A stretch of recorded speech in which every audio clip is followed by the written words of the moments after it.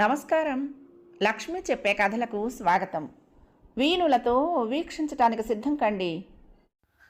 ప్రియ సఖులు, ఇప్పుడు మనం సుప్రసిద్ధ రచయిత కీర్తిశేషులు శ్రీ బెహర వెంకట సుబ్బారావు గారు రచించిన ఓ సీతాపతి కథ అనే ఒక చక్కటి కథను విందామండి. ఈ కథ 1-10-1982లో ఆంధ్ర సచిత్ర వారపత్రికలో ప్రచురింపబడింది. ఇక కథ మొదలు పెట్టిస్తున్నానండి. సీతా మహాలక్ష్మి భరించలేని శిరోవేదనతో బాధపడుతోందన్న వార్త తెల్లవారేసరికి ఆ వాడంతా వ్యాపించింది. ఆ వార్త విన్న తరుణి మణులందరూ తల్లడిల్లిపోయారు. వెంటనే వెళ్ళి ఆమెను చూడాలని, చూసి పలకరించి తమ ఆవేదనను వ్యక్తం చేయాలని అనుకున్నారు. పనుల్లో మునిగి ఉన్న పడతులు తమ గృహకృత్యాలు చేసుకోలేక కాలు చెయ్యి ఆడక విలవిల్లాడిపోయారు. గవర్నమెంట్ డాక్టర్ గారి సతీమణి గౌరీదేవి తెల్లవారేసరికి భర్తను నిద్రలేపింది. అర్ధాంగి అభ్యర్థన విని ఆపై ఆమె పోరు పడలేక గోడ్రేజ్ అల్మారా తెరిచారు. అత్యంత పవర్ గల మాత్రలను తీసిచ్చారు.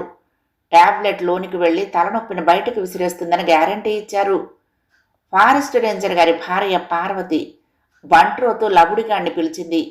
కావిడితో నీళ్లు తెస్తున్నవాణ్ణి ఆ పనే ఆపమంది. అర్జెంటుగా అడవిలోకి వెళ్లమంది. పరసాది ఆకులు తెమ్మని ఆజ్ఞాపించింది. ఆ ఆకు పసరు 4 చెంచాలు తీసుకుంటే తలనొప్పి మరు క్షణంలో మాయమవుతుంది. 5 నిమిషాల్లో తేవాలని ఆజ్ఞాపించింది. హైస్కూల్ హెడ్ మాస్టర్ గారి భార్య అమృతాంజనం సీసా కోసం కాళ్లు పడిపోయేలా వెతికి విసిగినా తన ప్రయత్నం మానలేదు. చివరికి ఆఖరబ్బాయి బాబిగాడి బట్టల పెట్టెలో నుంచి బయటకు తీసి సీతా మహాలక్ష్మి ఇంటికి వెళ్ళింది. మొట్టమొదటి విజిటర్గా హెడ్ మాస్టర్ గారి సతీమణి.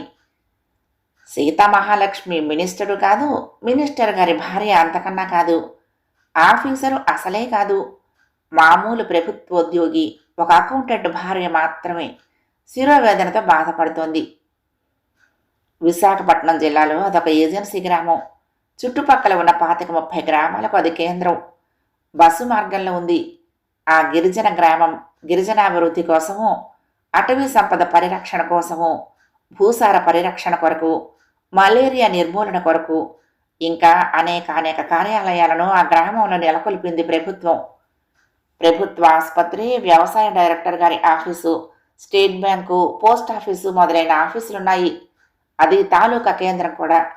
ఆ గ్రామాన్ని కాలనీ అని పిలుస్తారు కూడా.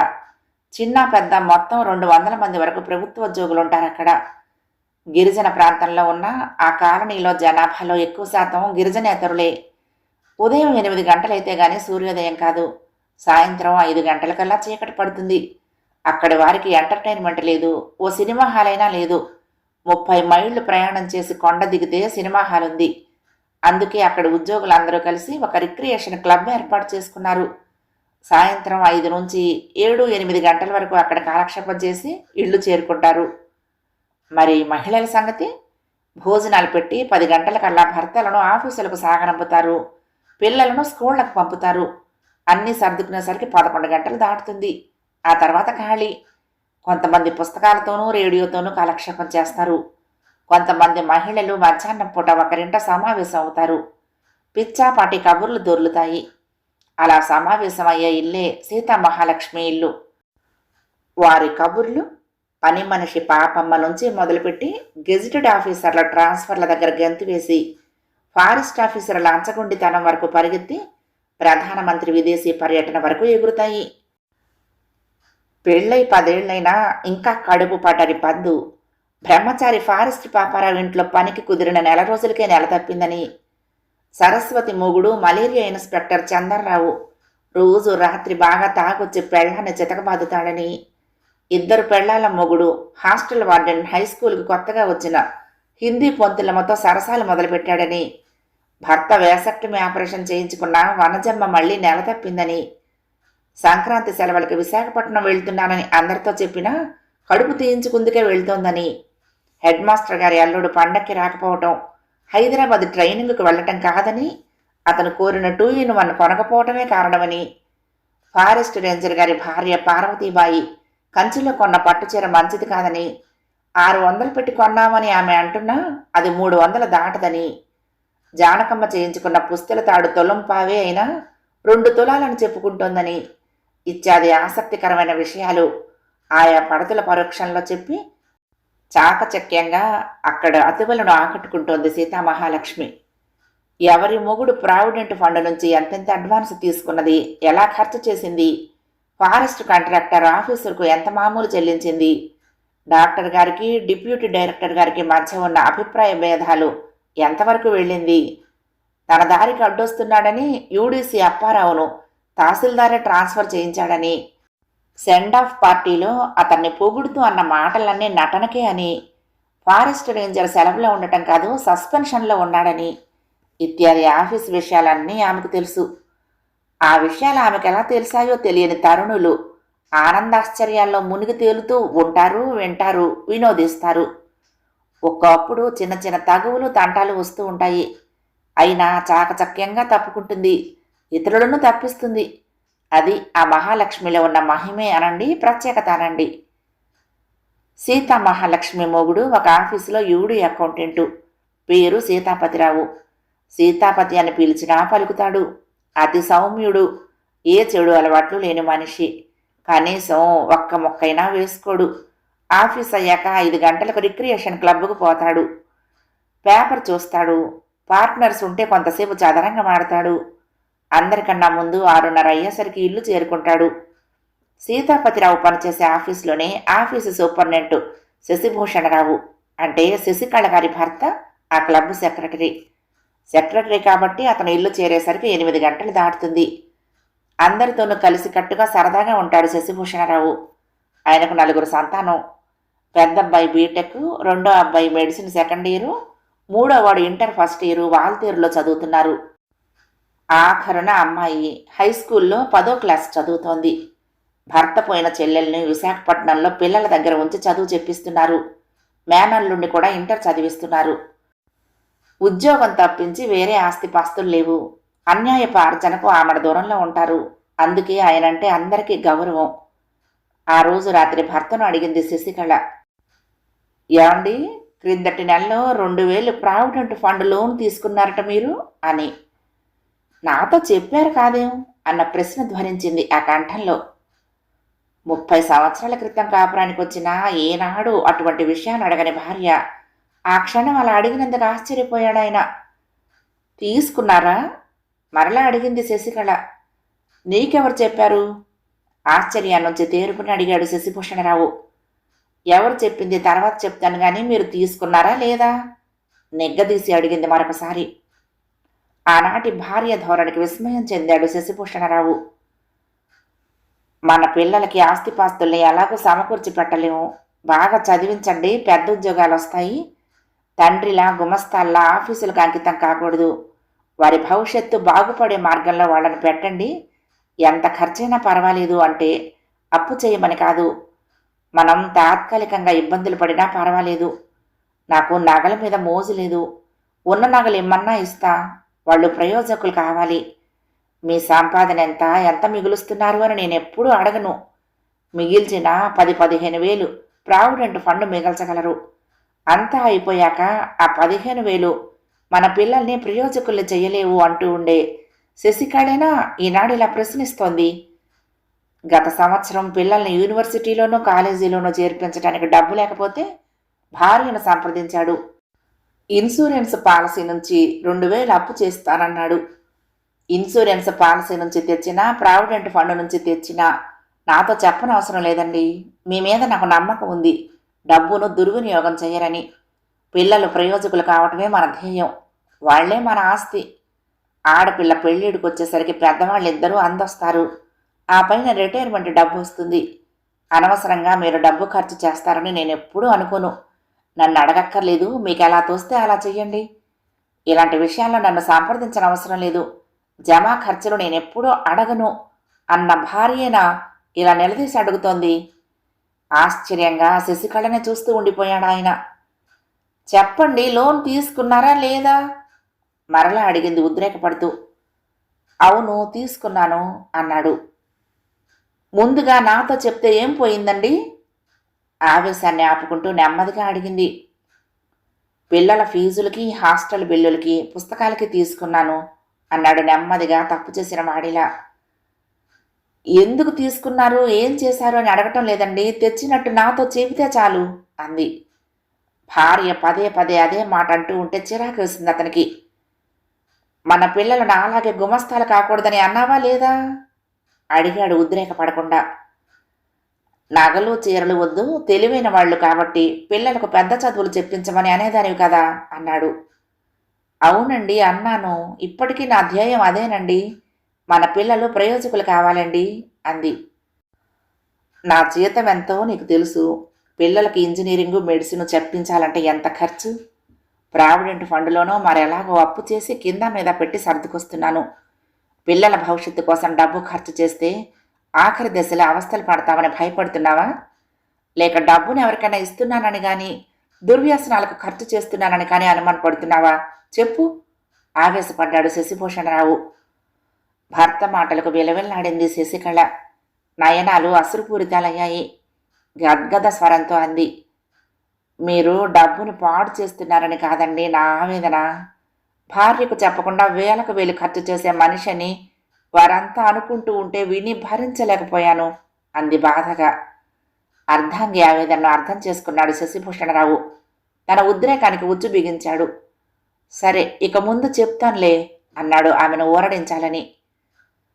జమా ఖర్చులు చెప్పమని మిమ్మల్ని ఆదేశించడం లేదండి, ఇంత తెచ్చాను, ఇలా చేస్తున్నాను అని అంటే చాలు, నా అనుమతి తీసుకొని అవసరం లేదండి. ఈ విషయం నాకు ముందుగా తెలిసి ఉంటే అని ఆగింది గుక్క తిప్పుకోవటానికి. తెలుసుంటే రెట్టించాడతను. అవునండి, మా పిల్లలు పెద్ద చదువులు చదువుతున్నారు, డబ్బు చాలా అవసరం, పై చోట అప్పు చేసి వడ్డీల ఉచ్చులో చిక్కుకోవటం ఇష్టం లేక మా వారు ఇలా చేస్తున్నారు. నా పిల్లలు ఒకరు ఇంజనీరు ఒకరు డాక్టరు కాబోతున్నారు అని సగర్వంగా వాళ్లతో చెప్పి వాళ్ళ నోళ్లు మూయించేదాన్ని, వాళ్ళు కుళ్ళి కుళ్ళి ఏడ్చేవాళ్ళు అంది. ఆనంద అశ్రువులతో ఆమె తన వైపు చూస్తూ ఉంటే అతడు కన్నీటిని తుడిచాడు. సీతామహాలక్ష్మి గారింటికి వెళ్ళావా లాలనగా అడిగాడు. డాక్టర్ గారు అబ్బాయి పుట్టినరోజు పేరంటానికి వెళ్ళా, దారిలో తన ఇంటికి రమ్మని సీతామహాలక్ష్మి బలవంతం చేస్తే వెళ్ళాను. అప్పుడు అక్కడ అమ్మలక్కల మధ్య ఈ ప్రస్తావన వచ్చింది. నువ్వేమన్నావు అడిగాడు కుతూహలంగా. డబ్బు విషయంలో మా వారిని నేనేమీ అడగనండి, వారు చెప్పబోయినా ఆ విషయాల్లో నాకు నిమిత్తం లేనట్టుగా ఉంటాను. పిల్లల చదువులకి బోలెడు డబ్బు కావాలి, మాకేమీ ఆస్తిపాస్తులు లేవు, ఏదో విధంగా సర్దుకోవాలి కదా అన్నాను అంది. భార్య సమయస్ఫూర్తిని అభినందించాడు శశిభూషణరావు. బాగా చెప్పావు, ఇంకెప్పుడు మన విషయాలు ఎత్తరు అన్నాడు. నా దగ్గర అనరండి, ఎవరి మీదనో ఒకరి మీద చెప్పుకుని ఆ పూటకు ఆనందించడం వారికి అలవాటైపోయింది, అది నాకు నచ్చదు. అందుకే ఎంత అవసరమైతేనే కానీ ఎక్కడికి వెళ్ళను, అస్తమాటు అక్కడికి వెళ్ళనని వాళ్లకు అక్కసు నా మీద అంది. ఆ క్షణంలో సీతాపతిరావు మీద చెప్పరాని కోపం వచ్చింది అతనికి. వెంటనే ఇంటికి వెళ్ళి అడగాలనిపించింది. కోపాన్ని అతి కష్టం మీద అణుచుకున్నాడు. మర్నాడు ఆఫీసులో అందరి ముందు అడిగి అవమానపరచాలనుకున్నాడు. మర్నాడు ఆఫీసులో అడుగుపెట్టిన దగ్గర నుంచి సీతాపతిరావును గట్టిగా దులిపేయటం కోసం సమయం కోసం వేచి ఉన్నాడు ఆఫీసు సూపరింటెండెంట్ శశిభూషణరావు. నలుగురిలోనూ అడిగితే చిన్నబుచ్చుకుంటాడని ఏకాంతంలో అడగటానికి నిశ్చయించుకున్నాడు. సాయంత్రం 5 గంటలైంది. ఒక్కొక్క గుమస్తా తనతో చెప్పి బయటకు వెళ్తున్నారు. ఆఖరున సీతాపతిరావు కూడా వచ్చాడు. వస్తాను సార్ అంటూ కదలబోయాడు మామూలుగా. మీరుండండి సీతాపతిరావు గారు, మీతో కొంచెం పనుంది అనటంతో ఎదురుగా కుర్చీలో కూలబడ్డాడు సీతాపతిరావు. న్యూస్ పేపర్ చూస్తూ కూర్చున్నాడు. ఆఫీసు తలుపులన్నీ వేసి ఎదురుగా నిలబడ్డాడు చౌకీదారు అప్పలస్వామి. వాళ్ళిద్దరూ కూడా వెళ్తే తలుపులు తాళాలు వేసి తను పోవచ్చునని వాడి ఉద్దేశం. అప్పలస్వామి ఎదురుగా ఎందుకు నిలబడ్డాడో గ్రహించాడు శశిభూషణరావు. వాడిని కొంతసేపు బయటకు పంపాలి. గడ్డపారలు బ్రహ్మానికిచ్చి 1 వారం రోజులైంది, తయారు చేశాడేమో కనుక్కునరా, పని పురమాయించి బయటకు పంపాడు. ఇక ఆఫీసులో ఇద్దరే మిగిలారు. చెప్పండి సార్, ఏమైనా పనుందా లేచి నిలబడి అడిగాడు సీతాపతిరావు. శశిభూషణరావు మొహం జేపురించింది. చూడండి సీతాపతిరావు గారు, ఎన్నాళ్ల నుంచో మీకు ఒక విషయం చెప్పాలనుకుంటున్నా, కానీ సమయము సందర్భము కలిసి రాలేదు అని ఆగాడు. చెప్పండి సార్ అన్నాడు సీతాపతిరావు వినయంగా. మన ఆఫీసర్ గారికి అసిస్టెంట్గా మనం ఆఫీసులో వ్యవహరిస్తూ ఉంటున్నాము. ఆఫీసు పని నిర్వహణలో మనకెన్నో విషయాలు తెలుస్తూ ఉంటాయి. ఎవరికి మెమో ఆఫ్ ఛార్జెస్ ఇవ్వబడబోతోందో, ఎవరి మీద ఎంక్వైరీ ఆర్డర్ పడిందో, ఎవరికి ట్రాన్స్ఫర్ కాబోతోందో, ఎవరికి లోన్ శాంక్షన్ అయిందో లేక రిజెక్ట్ అయ్యిందో, ఏ కాంట్రాక్టర్ ఎస్టిమేట్ అప్రూవ్ కాబడుతుందో మొదలైన ఎన్నో విషయాలు తెలుస్తాయి. వాటిని ముందుగానే బయట పెట్టకూడదు. వాటంతట అవే బయటపడతాయి. బయటపడ్డాకైనా కొన్నిటి మీద మనం కామెంట్ చేయకూడదు. ఏమంటారు అని ఆగాడు. శశిభూషణరావు ఇంత ఉపోద్ఘాతం దేని గురించి చెప్తున్నాడో అర్థం చేసుకున్నాడు సీతాపతిరావు. ఎస్ సార్ అన్నాడు మొహం దించుకుని. మరి మీరు చేసిన పని ఏమిటి? నేను అడ్వాన్స్ తీసుకున్నానని కారణి అంతా ఎలా తెలిసింది? మీకు, నాకు, ఆఫీసర్ గారికి తప్ప ఇతరులకు తెలియటానికి ఆస్కారం లేదు అడిగాడు. సీతాపతిరావు తలెత్తలేకపోయాడు. I am extremely sorry sir. మీ వాళ్ళు పట్టుచీర కొనుక్కోవాలని చాలా రోజుల నుంచి అనుకుంటున్నారట. బహుశా ఈ అడ్వాన్సులో కొనుక్కుంటారేమోనని మాట వరుసకి మా వాళ్లతో అన్నాను. నీళ్లు నమిలాడు. శశిభూషణరావు కోపం తారాస్థాయికి అందుకుంది. ఇలాంటి విషయాలు ఆడవాళ్లతో చెబితే ఎన్నో అనర్థాలకు దారితీస్తాయి. కాపురాలు కోలొచ్చు. తొందరపాటుతో కొందరు ప్రాణాలు తీసుకోవచ్చు. మీ అలవాటు మంచిది కాదండి. నా విషయం తెలిసినందువలన నాకేం కష్టం కానీ నష్టం కానీ వాటిల్లలేదు.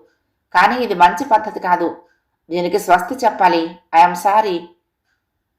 ఇంతలో చౌకీదారు రావటంతో వారి మధ్య సంభాషణ ఆగిపోయింది. ఆ క్షణంలో అప్పలస్వామి సీతాపతిరావుకి ఆపద్బాంధవుడిలా కనిపించాడు. ఇక మీరు వెళ్ళండి అనటంతో మరు క్షణంలో ఆఫీసు నుంచి బయటపడ్డాడు సీతాపతిరావు. ఆ రోజు క్లబ్కు పోలేదు. తిన్నగా ఇంటికి పోయాడు. మర్నాడు తెల్లవారేసరికి సీతామహాలక్ష్మి భరించలేని శిరోవేదనతో బాధపడుతోందన్న వార్త ఆ కాలనీ అంతా పాకిపోయింది. ఎన్ని మందులు మింగినా, ఎన్ని అమృతాంజనం సీసాలు మర్దన చేసినా, ఎంత పవర్ఫుల్ కషాయం తాగినా తగ్గలేదు. అన్ని ప్రయత్నాలు వృధా అయ్యాయి. తరుణీమణులెల్లరూ తల్లడిల్లిపోయారు. కథ సమాప్తం. ప్రియ సఖులు, ఈ కథ మీకు నచ్చితే తప్పకుండా లైక్ చేయండి, షేర్ చేయండి, కామెంట్ చేయండి, సబ్స్క్రైబ్ చేసుకుని నన్ను ఎంకరేజ్ చేయండి. ఉంటానండి. ప్రేమతో లక్ష్మి. కృష్ణాతీరం దుర్గమ్మ సన్నిధానం. నమస్తే.